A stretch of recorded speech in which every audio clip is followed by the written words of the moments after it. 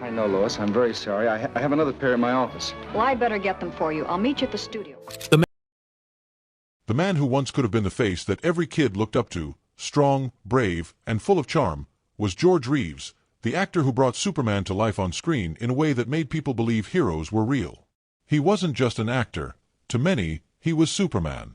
Yet, the most tragic part of his story came in 1959 when he died suddenly. His funeral wasn't the grand farewell fans had imagined. The crowds never came. The cameras were missing. Hollywood remained silent. Only a small group of people showed up to say goodbye. It was quiet, too quiet, for someone so beloved. How could the man who had inspired millions end up with such a lonely farewell? Was it simply bad timing, or were there darker, unknown reasons that people kept their distance? What truly became of the man behind the cape? And more importantly, why did the world reject Superman when he needed them the most? George Reeves, the original Superman, was born on January 5, 1914, in Woolstock, Iowa. He entered the world as George Kiefer Brewer. Unfortunately, his parents separated soon after his birth, and he spent much of his childhood moving around with his mother, first in Kentucky, then Illinois, and finally settling in California. His mother Helen eventually married Frank Besselo, who adopted George and gave him his last name, Besselo. But this marriage, too, didn't last. Helen later told George that Frank had died, but he discovered years later that Frank was still alive. This emotional shock left a lasting impact on George, one he carried for many years. Despite the emotional turmoil, George found joy in the performing arts. He participated in school productions, both as a singer and actor.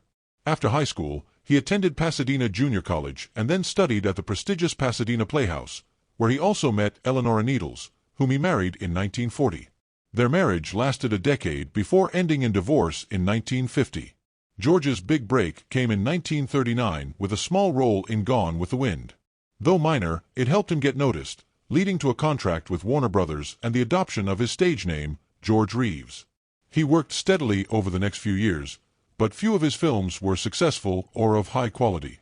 Later, he signed with 20th Century Fox, but that deal also didn't last. In 1942, Reeves starred in the war drama So Proudly We Hail, which inspired him to enlist in the U.S. Army in early 1943. Assigned to the Army Air Forces, he acted in and helped produce training films, and played a key role in Winged Victory, both on stage and in the movie version. After the war, George returned to Hollywood, but the film industry had changed. Roles were scarce, and Reeves accepted whatever he could find, even digging cesspools to make ends meet. Then in 1951, he was offered the role of Superman in a new television series. At first, he wasn't enthusiastic, since television was not as prestigious as film at the time. But the show became wildly popular, turning George into a household name. Yet, the success came with a price. He became so closely associated with the Superman character that casting directors couldn't see him in any other role. He was typecast. His contract also restricted him from working on other projects, which frustrated his desire to grow creatively. Despite his fame, he was paid poorly for such a demanding role. Hoping to branch out, George wrote and planned his own series titled Port of Entry, which he intended to shoot in exotic locations like Hawaii and Mexico. The concept was ambitious and exciting, but no studio wanted to fund it, so it remained unrealized. Meanwhile, the team behind Adventures of Superman struggled to find someone to replace George. Eventually, they offered him a large salary, reportedly $5,000 per week, to return, which was significant for a show that filmed only a few weeks a year. George accepted the offer, though it was a decision made more out of financial necessity than passion. In 1959, preparations for the new season were underway. Costumes were being updated, scripts were in development, and the cast was ready. Though George, now 45, had doubts about continuing as Superman, he was set to begin filming. But then, tragedy struck. Before production began, George Reeves was found dead. The entertainment world was stunned. The cheerful, smiling Superman that millions adored was gone, and under mysterious circumstances. From the start, speculation surrounded his death. Some believed it was suicide, others insisted it was murder. The rumors have never fully ceased. His death came at a time when he was hoping for a fresh start. By 1958, his professional and personal lives were in turmoil. He had just ended a long relationship with Toni Mannix, wife of powerful MGM executive Eddie Mannix. Soon after, he got engaged to Leonore Lemon, a high-society socialite with a wild personality. They were reportedly planning a wedding on June 19, 1959, followed by a honeymoon in Tijuana. On the surface, George appeared hopeful about starting a new chapter. But behind closed doors, he was dealing with significant financial struggles, something he confided in friends and even his mother. Despite his fame, his income was far lower than most assumed. With limited filming schedules and poor pay from Superman, he was barely making ends meet. Still, George remained optimistic. A possible revival of Adventures of Superman offered a glimmer of hope. He also had plans to shift into directing, with the support of Lois Lane actress Phyllis Coates. George believed this new venture could free him from being forever identified as Superman. Unfortunately, he couldn't secure funding, and the project never materialized. Other opportunities did come his way, but they were all related to Superman. A live Superman stage show was scheduled for July, and there was talk of an Australian tour. These offers, though financially helpful, reminded George that he couldn't escape the Cape. At 45, he was stuck between not being famous enough to evolve, yet still trapped in a role he could no longer bear. The public adored him as Superman, but George Reeves longed to be more. George was an ambitious man, but his situation was far more complex than most realized. The weight of being Superman, the constant rejection from Hollywood, and unfulfilled dreams all began to take a toll on his mental health. He was emotionally exhausted. And yet, despite all of this, people who knew him best always spoke highly of his character. George Reeves may have died under tragic circumstances, but to those who loved him, he was always more than just a hero on the screen. He was the man behind the cape. Stories about George Reeves' good nature, humility, and respectful demeanor were plentiful among those who worked with him. Unlike many in the entertainment industry, he was not egotistical. To his co-stars and crew, he wasn't just Superman on screen. He was a genuinely kind man off camera as well. A sign on his dressing room read, "Honest George, the people's friend," a nickname that perfectly captured his essence. George treated everyone at the studio with warmth and kindness, from business executives to janitors. He was especially gentle and attentive with children, who idolized him as Superman. He took that responsibility seriously and never treated it as just a role. While promoting the show in the southern U.S., George was honored with the title of Kentucky Colonel, a humorous yet heartfelt gesture. When he returned, his dressing room sign had been changed to read, "Honest George," also known as Colonel Reeves. That small change reflected not just appreciation, but George's own desire to be seen as more than a man in a cape. Despite struggles in his later career, his good character left a lasting impression on all who knew him. To those close to him, George wasn't just a TV icon. He was a true friend and role model. George lived like a real-life superhero, especially mindful of how children looked up to him. Though he smoked in private, he made sure never to do so in front of kids or cameras and eventually quit altogether to protect his image as a role model.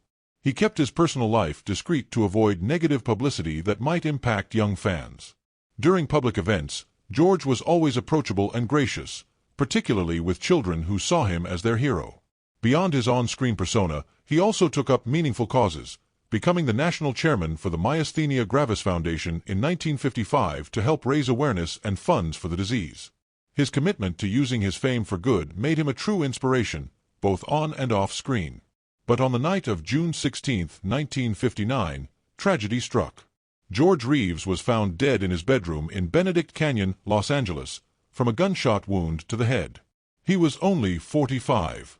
His fiancée, Leonore Lemon, and a few friends were in the house at the time, reportedly downstairs. Leonore claimed she was in the living room when the shot was fired, but others, including Fred Crane, suggested she may have been much closer. Allegedly, after the gunshot, she ran downstairs repeating, "Tell them I was down here," a line that cast suspicion and has been debated ever since. The death was officially ruled a suicide, but many found the circumstances puzzling. The gun had no fingerprints, no gunpowder residue was found on George's hands, and bizarrely, 2 extra bullets were found on the floor despite no one recalling multiple shots. The fatal bullet was found lodged in the ceiling. There were no signs of a break-in or struggle, yet something didn't add up. Despite the official report, fans and some friends remained skeptical. Leonore later said George had been deeply depressed about his career, unable to escape the shadow of Superman. In a police report, she was quoted saying, "He's probably going to go shoot himself," followed by the gunshot. She allegedly said, "See there, I told you so." George Reeves was laid to rest at Mountain View Cemetery in Altadena, California, yet mystery continued to surround his death. He was posthumously honored with a star on the Hollywood Walk of Fame in 1960, and in 1985, DC Comics named him one of the 50 who made DC great. Still, doubts lingered. His mother, Helen Basolo, firmly rejected the suicide ruling and hired famed attorney Jerry Giesler to investigate further. A second autopsy revealed unexplained bruises on George's head and body, deepening the mystery. Though no solid evidence of foul play emerged, Giesler eventually withdrew, accepting the suicide explanation. But many in Hollywood didn't buy it. Actor Rory Calhoun remarked that nobody in the industry believed George killed himself. Other actors like Alan Ladd and Gig Young also expressed doubts. One theory pointed to George's long affair with Toni Mannix, wife of powerful MGM executive Eddie Mannix, as a possible motive behind a more sinister ending. That love triangle introduced the possibility of revenge or cover-up. George Reeves' life was filled with hope, inspiration, and generosity, but his death remains one of Hollywood's enduring and tragic mysteries. In the book Kryptonite by Sam Kastner and Nancy Schoenberger, it's claimed that rumors were circulating about Eddie Mannix being involved with the mafia, leading some to believe that George Reeves may have been killed either to cover up a secret or as an act of revenge. The situation grew even more complex when George ended his relationship with Toni Mannix and got engaged to Leonore Lemon. According to People magazine's June 2025 edition, this unexpected development may have been the spark that ignited an already tense and volatile situation. Today, the mystery surrounding George Reeves's death remains a topic of intense fascination in Hollywood. While some believe he suffered silently, concealing his pain from the world, others insist that the surface story of fame, heartbreak, and betrayal was a mere facade, hiding darker truths behind closed doors. One haunting question still lingers: why did no one truly show up to mourn him? When George Reeves, the beloved Superman, died, many expected a grand Hollywood funeral befitting a legend. But the reality was shockingly different. His farewell on July 1, 1959, at the Wayside Chapel of the Gates Funeral Home in Los Angeles, was a quiet, almost invisible event. Only a handful of close friends, like Noel Neill, Don DeFore, and Gig Young, attended. No big Hollywood names were present, and the media offered barely a mention. Many insiders believe fear played a major role. Reeves's death was surrounded by scandal and whispers of murder, particularly due to his romantic involvement with Toni Mannix, the wife of powerful MGM executive Eddie Mannix, whose rumored mafia connections made the situation even more dangerous. With speculation that Reeves hadn't taken his own life, the atmosphere became one of unease and avoidance. Friends in the industry claimed that not only was attendance low, but it was subtly discouraged. Word had spread that people were better off staying away. Thus, the ceremony became cold, muted, and sterile, a metaphor for how quickly fame can vanish when a star's story turns controversial. It wasn't just grief that kept people away, it was fear, shame, and the pressure to erase a troubling chapter. Hollywood, it seemed, had abandoned its own Superman. The mystery received renewed attention in 2006 with the release of Hollywoodland, a film that reopened old wounds.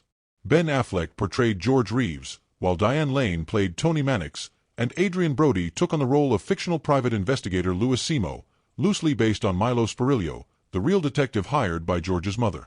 The film explored several theories surrounding Reeves's death, blending fact and fiction. It didn't try to promote one definitive answer, instead presenting multiple possibilities.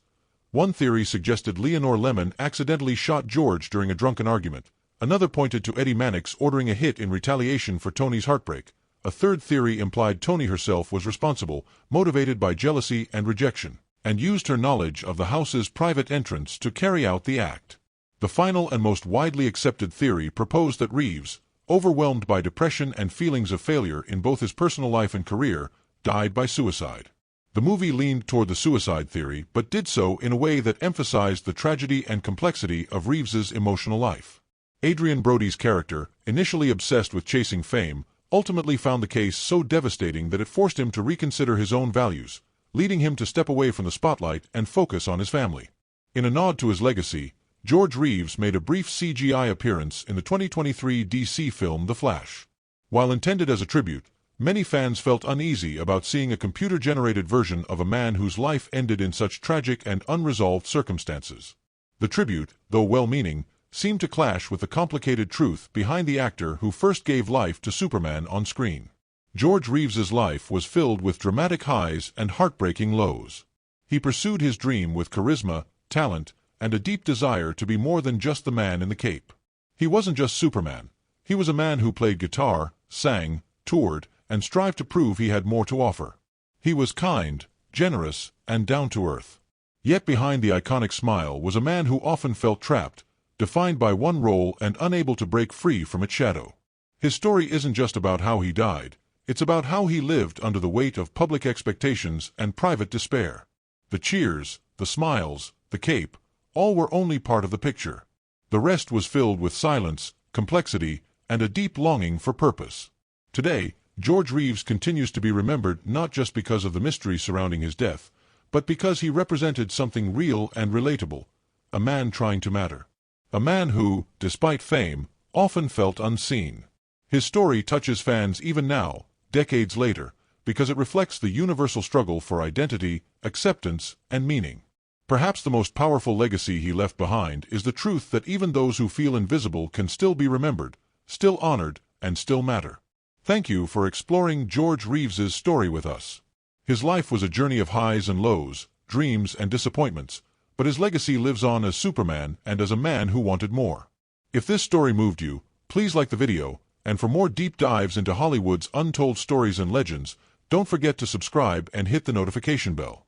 Until next time, take care, and remember, not all heroes wear capes.